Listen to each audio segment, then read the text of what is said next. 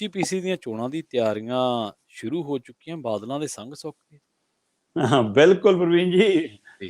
SGPC ਚੋਣਾਂ ਨੂੰ ਲੈ ਕੇ ਜਿਹੜੇ ਮਤਲਬ ਕਿ ਮੁੱਖ ਚੋਣ ਕਮਿਸ਼ਨਰ ਲਗਾਏ ਗਏ ਸੀ ਕੇਂਦਰ ਸਰਕਾਰ ਵੱਲੋਂ, ਉਹ ਲੰਮਾ ਸਮਾਂ ਤੋਂ ਉਡੀਕ ਰਹੇ ਸੀ ਕਿ ਭਾਈ ਮੈਨੂੰ ਬੈਠਣ ਨੂੰ ਕੋਈ ਥਾਂ ਟਿਕਾਣਾ ਦੇ ਦਿਓ, ਕੋਈ ਛੱਤ ਦੇ ਦਿਓ, ਕੋਈ ਨਾਲ ਮਾੜਾ ਮੋਟਾ ਅਮਲਾ ਫਾਲਾ ਕੁਝ ਦੇ ਦਿਓ। ਤਾਂ ਉਹ ਇਸ ਲਈ ਕਾਂਗਰਸ ਸਰਕਾਰ ਨੇ ਡੰਗ ਟਪਾ ਦਿੱਤਾ।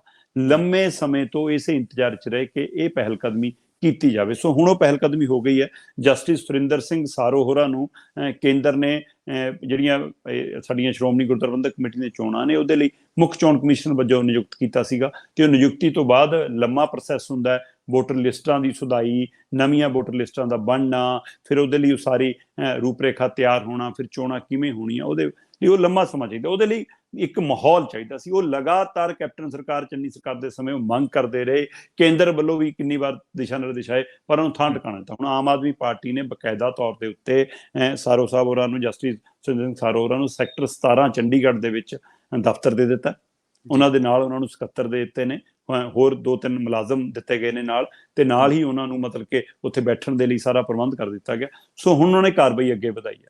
ਦੋ ਪਹਿਲੂਆਂ ਤੇ ਉਹਨਾਂ ਨੇ ਨਵੇਕਲੀ ਪਹਿਲ ਕਦਮੀ ਕੀਤੀ ਹੈ ਜਿਹੜੀ ਚੰਗੀ ਲੱਗ ਰਹੀ ਹੈ ਦੇਖਣ ਨੂੰ, ਜਿਹੜੀ ਸਿੱਖ ਭਾਈਚਾਰੇ ਲਈ ਵੀ, ਇਸ ਸੰਸਥਾ ਦੇ ਅਕਸ ਲਈ ਵੀ ਬਹੁਤ ਵਧੀਆ। ਪਹਿਲੀ ਤਾਂ ਉਹਨਾਂ ਨੇ ਕਿਹਾ ਕਿ ਦੇਸ਼ ਭਰ 'ਚ ਜਦੋਂ ਹੁਣ ਵੋਟਾਂ ਪੈਂਦੀਆਂ ਨੇ ਤਾਂ 18 ਸਾਲ ਦਾ ਵਿਅਕਤੀ ਵੋਟ ਪਾਉਣ ਦਾ ਹੱਕਦਾਰ ਹੈ, ਪਰ ਸ਼੍ਰੋਮਣੀ ਕਮੇਟੀ 'ਚ ਇਹ ਹੱਦ ਅਜੇ ਵੀ 21 ਸਾਲ ਕਿਉਂ ਹੈ? ਸੋ ਨੌਜਵਾਨ ਪੀੜ੍ਹੀ ਨੂੰ ਵੀ ਜਿਹੜੀ ਮਤਲਬ ਕਿ, ਔਰ ਅੱਜ ਦੀ ਨੌਜਵਾਨ ਪੀੜ੍ਹੀ ਪਹਿਲਿਆਂ ਨਾਲੋਂ ਕਿਤੇ ਐਡਵਾਂਸ ਹੈ।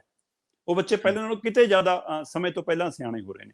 ਸੋ ਇਸ ਲਈ ਉਹਨਾਂ ਨੇ ਇਹ ਪਹਿਲ ਕਦਮੀ ਕਰਦਿਆਂ ਕਿਹਾ ਕਿ ਹੁਣ ਉਮਰ ਦੀ ਹੱਦ 18 ਸਾਲ ਹੀ ਹੋਣੀ ਚਾਹੀਦੀ ਹੈ, ਤਾਂ ਕਿ ਜਦੋਂ ਅਗਲੀ ਵਾਰ ਸ਼੍ਰੋਮਣੀ ਕਮੇਟੀ ਦੀਆਂ ਵੋਟਾਂ ਪੈਣ ਤਾਂ ਉਹਦੇ ਵਿੱਚ 18 ਸਾਲ ਵਾਲੇ ਵੋਟਰ ਵੀ ਸਿੱਖ ਵੋਟਰ ਵੋਟ ਪਾ ਸਕਣ। ਇਹਦੇ ਲਈ ਉਹਨਾਂ ਨੇ ਕੇਂਦਰ ਸਰਕਾਰ ਨੂੰ ਲਿਖਿਆ, ਮਨਜ਼ੂਰੀ ਕੇਂਦਰ ਤੋਂ ਮਿਲਣੀ ਹੈ।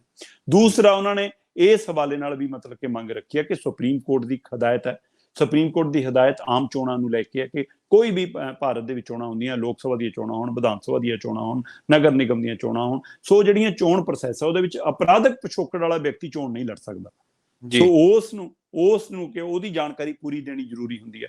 ਸੋ ਉਹ ਕੀ ਸਜ਼ਾ ਜਾਬਤਾ ਤਾਂ ਨੀਗਾ, ਕਿਹੜੇ ਮਾਮਲਿਆਂ 'ਚ ਹੈ, ਕਿਹੋ ਜਿਹੇ ਮਾਮਲੇ ਨੇ, ਫੌਜਦਾਰੀ ਵਾਲੇ ਮਾਮਲੇ ਨੇ, ਬਲਾਤਕਾਰੀ ਵਾਲੇ ਮਾਮਲੇ ਨੇ, ਕੋਈ ਕਤਲੋਗਾਰਤ ਵਾਲੇ ਮਾਮਲੇ। ਸੋ ਉਹ ਅਲੱਗ-ਅਲੱਗ ਕੈਟਾਗਰੀ ਵਾਈਜ਼, ਕੀ ਉਹ ਅਪਰਾਧਕ ਮਾਮਲਿਆਂ 'ਚ ਤਾਂ ਨਹੀਂ ਆਉਂਦਾ। ਸੋ ਅਪਰਾਧਕ ਪਿਛੋਕੜ ਵਾਲਿਆਂ ਨੂੰ ਜੇਕਰ ਆਮ ਚੋਣਾਂ 'ਚ ਹਿੱਸਾ ਲੈਣ ਦਾ ਹੱਕ ਨਹੀਂ, ਇਹ ਤਾਂ ਫਿਰ ਧਰਮ ਦਾ ਮਸਲਾ, ਇਹ ਤਾਂ ਫਿਰ ਮਤਲਬ ਧਾਰਮਿਕ ਚੋਣਾਂ ਨੇ। ਸੋ ਇੱਥੇ ਵੀ ਨਹੀਂ ਹੋਣਾ ਚਾਹੀਦਾ। ਸੋ ਇਹਦੀ ਵੀ ਮੰਗ ਉਹਨਾਂ ਨੇ ਨਾਲ ਕੀਤੀ ਹੈ ਕਿ ਇੱਥੇ ਵੀ ਉਹੀ ਆਮ ਚੋਣਾਂ ਵਾਲਾ ਪ੍ਰੋਸੈਸ ਲਾਗੂ ਹੋਣਾ ਚਾਹੀਦਾ।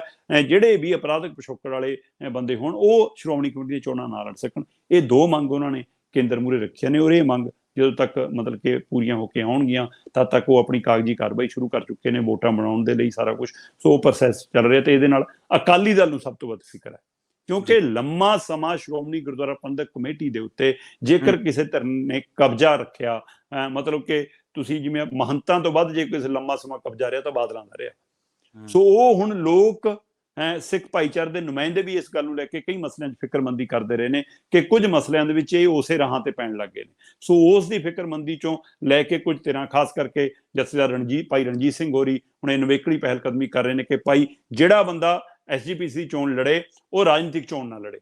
ਸੋ ਧਰਮ ਦੇ ਵਿਅਕਤੀ ਦੇਖਣ, ਧਾਰਮਿਕ ਨੁਮਾਇੰਦਗੀ ਉਹ ਇੱਛਾਵਾਂ ਨਾ ਰੱਖਣ, ਰਾਜਨੀਤਿਕ ਲਾਲਸਾਵਾਂ ਰੱਖਣ। ਸੋ ਇਸ ਲਈ ਇੱਥੇ ਸਮਰਪਣ ਵਾਲੇ ਲੋਕਾਂ ਨੂੰ ਉਹ ਇਸ ਧਿਰਨ ਵਜੋਂ ਮਤਲਬ ਕਿ ਲਗਾਤਾਰ ਸੰਘਰਸ਼ ਨੇ, ਔਰ ਬਾਦਲਾਂ ਖਿਲਾਫ ਉਹਨਾਂ ਨੇ ਮੁਹਿੰਮ ਵਿੱਢੀ ਹੋਈ ਆ। ਇਸ ਵਾਰ ਉਹਨਾਂ ਨੂੰ ਕਿੰਨਾ ਹੁੰਗਾਰਾ ਮਿਲਦਾ?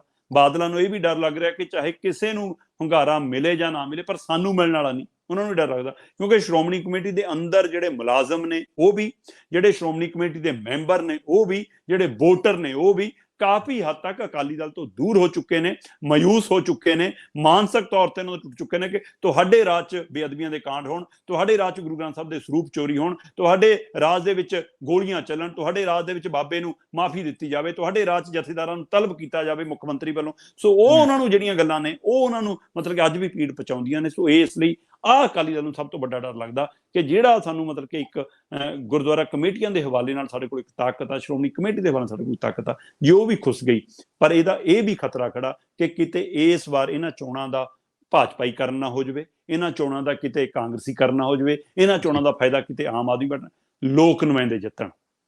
ਇਹ ਧਰਮ ਦਾ ਮਸਲਾ ਹੈ, ਇਹ ਪੰਥ ਦਾ ਪੰਥਕ ਮਸਲਾ ਹੈ। ਸ਼ਖਸੀਅਤਾਂ ਹਾਂ, ਜਿੱਤਾਂ। ਇਹਦੇ ਵਿੱਚ ਪੰਥਕ ਸ਼ਖਸੀਅਤਾਂ ਜਿੱਤਾਂ ਜਿਹੜੀਆਂ ਕੌਮ ਨੂੰ ਸਮਰਪਿਤ ਹੋਣ, ਧਰਮ ਨੂੰ ਸਮਰਪਿਤ ਹੋਣ, ਸਿੱਖੀ ਨੂੰ ਨਾਲ ਲੈ ਕੇ ਤੁਰਨ ਵਾਲੀਆਂ ਹੋਣ, ਸਰਬੱਤ ਦੇ ਭਲੇ ਦੀ ਸੋਚ ਵਾਲੀਆਂ ਹੋਣ, ਨਾ ਕਿ ਕਿਸੇ ਪਾਰਟੀ ਦੇ ਬੁਲਾਰੇ ਹੋਣ ਜਾਂ ਪਾਰਟੀ ਦੇ ਨੁਮਾਇੰਦੇ ਹੋਣ। ਸੋ ਇਸ ਗੱਲ ਦੇ ਉੱਤੇ ਜਸਟਿਸ ਸੁਰਿੰਦਰ ਸਿੰਘ ਸਾਰੋ ਹੋਰਾਂ ਦੀ ਵੀ ਵੱਡੀ ਜ਼ਿੰਮੇਵਾਰੀ ਹੋਏਗੀ, ਔਰ ਜੀ। ਵੋਟਰਾਂ ਦੀ ਜਿਹੜੇ ਆਉਣਗੇ ਉਹਨਾਂ ਦੀ ਵੀ ਵੱਡੀ ਜ਼ਿੰਮੇਵਾਰੀ।